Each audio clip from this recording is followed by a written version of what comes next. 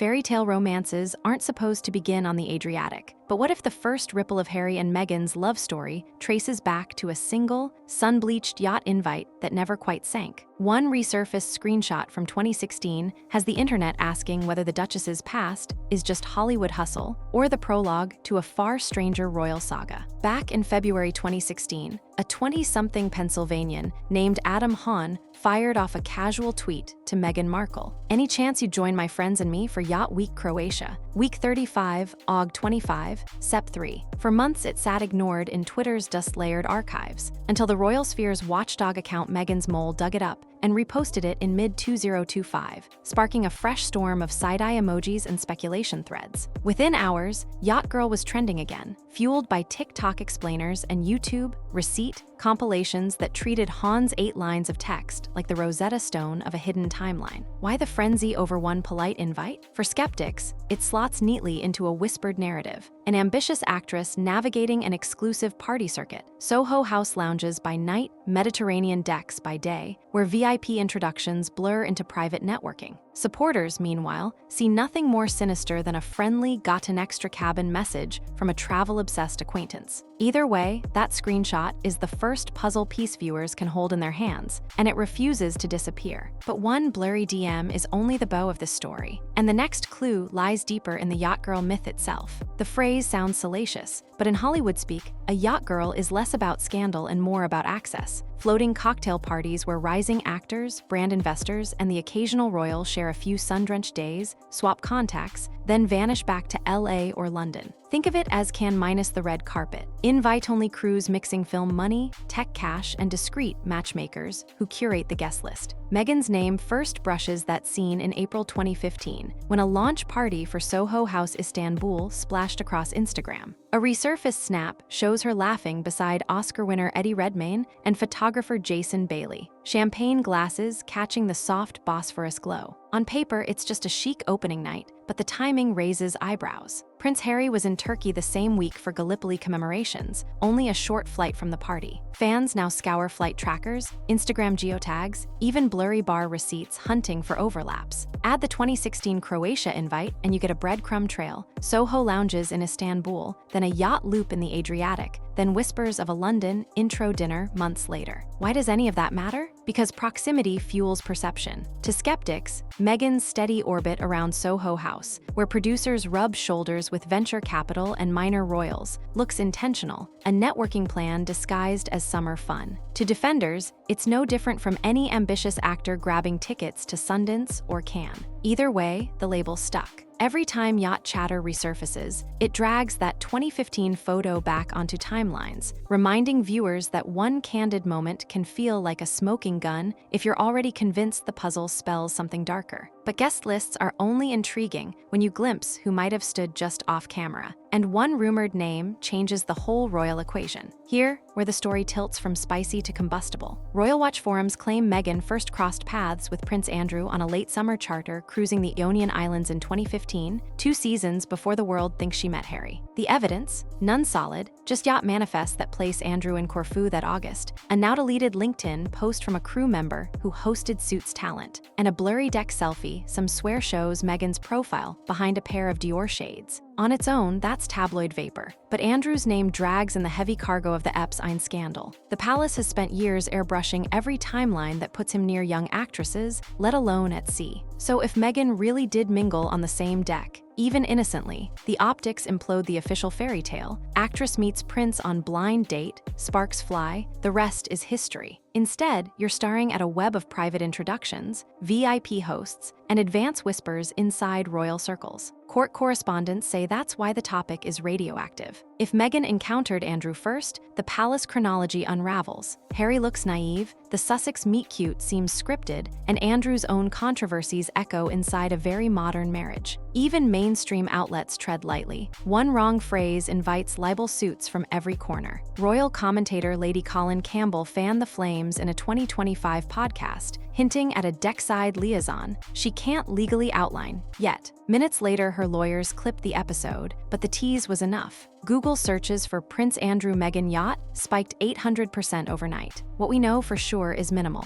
What we suspect: private decks, shared hosts, mid-Mediterranean parties, slots neatly into palace nightmares. And when lawyers patrol every shoreline, the absence of clarity feels like confirmation, which is exactly why a German film crew thought they'd struck gold, until their documentary hit a legal iceberg. When veteran ZDF reporter Ulrich Grunwald announced a primetime film promising to map Meghan's missing years, Royal Watch Twitter went feral. The trailer teased Yacht Week drone shots, ex-crew interviews, even a blurred silhouette described as a Middle Eastern matchmaker. Release date: December 2024. Yet 2 weeks out, the network iced the project, citing extra legal review. Insiders told PopCulture.com the holdup wasn't fact-checking mundane bio details. It was lawyers haggling over yacht footage and a witness who claimed Prince Andrew boarded the same charter as Meghan in 2015. Word leaked that ZDF's editing suite ran all-night sessions, carving out anything that might trigger defamation in 3 jurisdictions. The delay backfired spectacularly. Search spikes for Meghan plus Yacht Girl shot to their highest level since 2020, and German tabloids splashed "What are they hiding?" across front pages. By the time ZDF slipped out a trimmed, 47-minute version months later,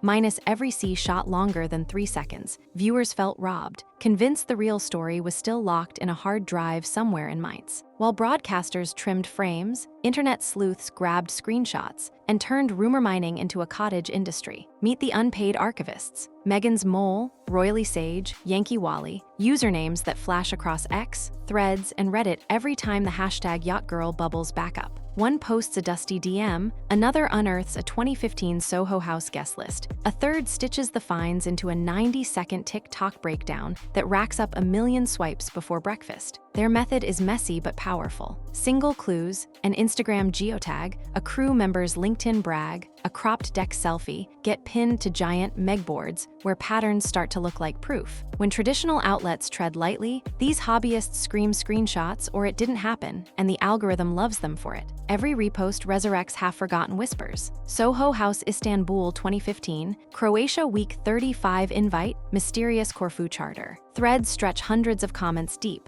with users comparing watch brands, wine labels, even the stitch pattern on a beach towel to place Meghan on a specific deck at a specific hour. One Redditor titled a megathread simply "First Dates," fact-checked with receipts, then dropped 30 links, a color-coded timeline, and a side-eye emoji that said more than any slur. Each viral burst pressures the Sussex camp to respond, yet they stay silent, and silence in 2025 reads like a neon sign. The digital detectives fill the void, refining theories, backing up files in case lawyers pounce. In their view, the internet never forgets, it only screenshots. Next up, the carefully curated public image: why a Netflix victim narrative can't coexist with whispered yacht parties, and how that tension keeps the clicks coming. Harry and Meghan have spent 7 years polishing a single narrative. Plucky actress meets shy prince on a blind date, both become victims of an archaic institution. Netflix gave them 6 glossy episodes to make the case. Spare added 416 pages of royal angst. Yet every time the couple publishes their truth, the internet digs up a detail that doesn't match the script, and the official story has to tighten its seams all over again. Take their very first encounter. In Spare, Harry swears Meghan showed up to Soho House in jeans and a sweater. Meghan later told Hello she'd been wearing a blue gingham sundress so romantic she stitched a scrap of it into her wedding gown. 2 people, 1 date, 2 outfits. Tiny, but it cracks the fairy tale veneer. Branding pressures only magnify the gap.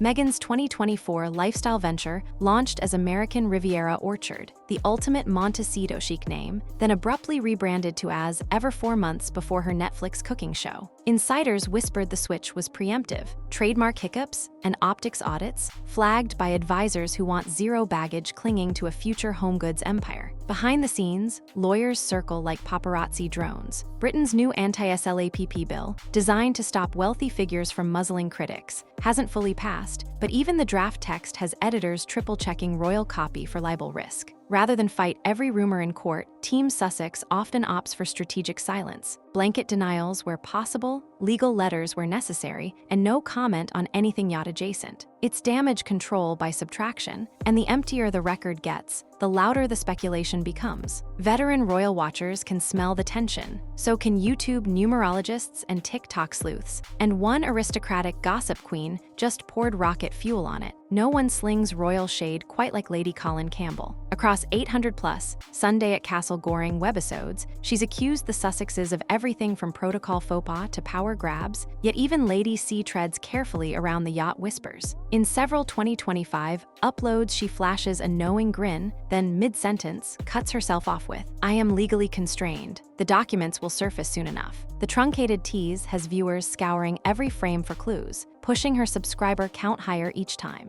Why the coy routine? Mainstream outlets face steeper stakes. A single misstep can trigger six-figure litigation, especially when the story brushes against Prince Andrew's fraught history. Editors remember how previous royal exposés were spiked at the 11th hour. The German documentary's legal iceberg is now a newsroom cautionary tale. Combine those threats with the looming anti-SLAPP reforms, and you get an industry that whispers in DMs while YouTubers shout from the rooftops. The paradox is brutal. Every no comment and blurred-out deck selfie feeds the Streisand effect. Viewers sense a cover-up, algorithmic curiosity surges, and Lady C's next episode premieres to an even bigger crowd, until someone either drops hard receipts or proves the rumors impossible. Silence may be the most explosive sound in the room. Up next, why the public can't let go of the yacht saga, and what our obsession says about the fairy tales we still expect from modern royalty. Every royal romance needs a thesis. Charles and Diana stood for Duty's love. William and Kate sell steady and sensible. Harry and Meghan were cast as the modern fairy tale. Actress meets prince, diversity meets tradition, California meets crown. It was perfect until whispers of yacht decks, shadowy brokers, and deleted screenshots suggested the meet-cute might have been more curated. That tension is addictive.